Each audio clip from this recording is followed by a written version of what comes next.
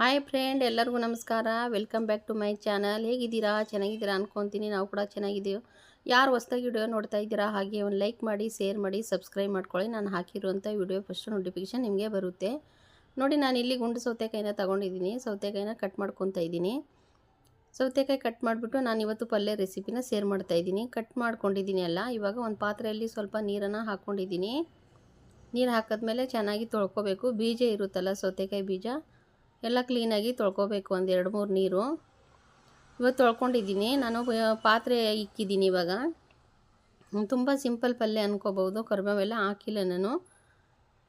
Night ಊಟಕ್ಕೆ ಮಾಡ್ತಾಯಿರೋದು ಸೌತೆಕಾಯಿ ಪಲ್ಯ. ಸ್ವಲ್ಪ ಜಜ್ಜಿರುವಂಥ ಬೆಳ್ಳುಳ್ಳಿನ ಹಾಕ್ಕೊಂಡಿದ್ದೀನಿ ಎಣ್ಣೆಯಲ್ಲಿ. ಬೆಳ್ಳುಳ್ಳಿ ಹಾಕಿದ್ಮೇಲೆ ನೀವು ಈರುಳ್ಳಿ ಬೇಕಂದರೆ ಹಾಕೋಬೋದು. ನಾನು ಈರುಳ್ಳಿನ ಸ್ಕಿಪ್ ಮಾಡಿದ್ದೀನಿ. ಬೆಳ್ಳುಳ್ಳಿ ಹಾಕಿಬಿಟ್ಟು ಬಳಸ್ತಾ ಇರೋದು ನಾನು. ತುಂಬ ಟೇಸ್ಟಿಯಾಗಿರುತ್ತೆ. ಜೋಳದ ರೊಟ್ಟಿಗೆ, ಚಪಾತಿಗೆ ತಿನ್ಕೋಬೋದು ಪಲ್ಯನ. ಟೊಮೊಟೊ ಹಾಕ್ಕೊಂಡಿದ್ದೀನಿ. 2 ಟೊಮೊಟೊ ಕಟ್ ಮಾಡಿಬಿಟ್ಟು ಟೊಮೊಟೊ ಹಾಕ್ಬಿಟ್ಟು ಸ್ವಲ್ಪ ಚೆನ್ನಾಗಿ ಫ್ರೈ ಮಾಡ್ಕೊತಾ ಇದ್ದೀನಿ. ನೋಡಿ, ಈ ಥರ ಸ್ವಲ್ಪ ಟೊಮೊಟೊ ಫ್ರೈ ಆಗಬೇಕು ಎಣ್ಣೆಯಲ್ಲಿ. ಫ್ರೈ ಆದಮೇಲೆ ಸೌತೆಕಾಯಿ ಕಟ್ ಮಾಡಿರೋಂಥ ಸೌತೆಕಾಯಿ ಸ್ವಲ್ಪ ಹಾಕ್ಬಿಟ್ಟು ಎಣ್ಣೆಯಲ್ಲಿ ಫ್ರೈನ ಮಾಡ್ಕೋಬೇಕು. ನೋಡಿ, ಸೌತೆಕಾಯಿನ ಎಣ್ಣೆಯಲ್ಲಿ ಫ್ರೈ ಮಾಡ್ತಾಯಿದ್ದೀನಿ ನಾನು. ತುಂಬ ಟೇಸ್ಟಿಯಾಗಿ ಚೆನ್ನಾಗಿರುತ್ತೆ. ಫ್ರೈ ಆದಮೇಲೆ ಸ್ವಲ್ಪ ಅರಿಶಿನ ಪೌಡ್ರನ್ನ ಬಳಸ್ತಾ ಇದ್ದೀನಿ ನಾನು. ಆಮೇಲೆ ರುಚಿಗೆ ತಕ್ಕಷ್ಟು ಉಪ್ಪು. ಆಮೇಲೆ ನಾನು ಇಲ್ಲಿ ಸಿಂಪಲಾಗಿ ಮಸಾಲೆ ಖಾರದ ಪುಡಿ, ಅದು ಉತ್ತರ ಕರ್ನಾಟಕ ಕಡೆ ಖಾರದ ಪುಡಿನ ಬಳಸ್ತಾ ಇದ್ದೀನಿ. ಖಾರದ ಪುಡಿ ಬಳಸ್ಬಿಟ್ಟು ನೋಡಿ, ಉಪ್ಪು, ಖಾರ, ಅರಿಶಿನ ಎಲ್ಲ ಹಾಕಿದ್ಮೇಲೆ ಮಿಕ್ಸ್ ಮಾಡ್ಕೊತಾ ಇದ್ದೀನಿ. ನೋಡಿ, ಈ ಥರ ಚೆನ್ನಾಗಿ ಈ ಥರ ಮಿಕ್ಸ್ ಮಾಡ್ಕೋಬೇಕು. ಸೂಪರಾಗಿರುತ್ತೆ. ನೀವು ಟ್ರೈ ಮಾಡಿ ನೋಡಿ ಒಂದು ಸತಿ ಈ ಥರ ಗುಂಡು ಸೌತೆಕಾಯಿ ಪಲ್ಯ ಮಾಡೋ ಅಂಥ ರೆಸಿಪಿ.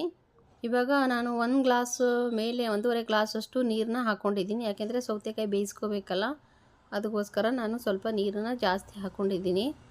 ಗೊಜ್ಜು ಥರ ಮಾಡ್ತಾ ಇರೋದು ನಾನು ಇದು.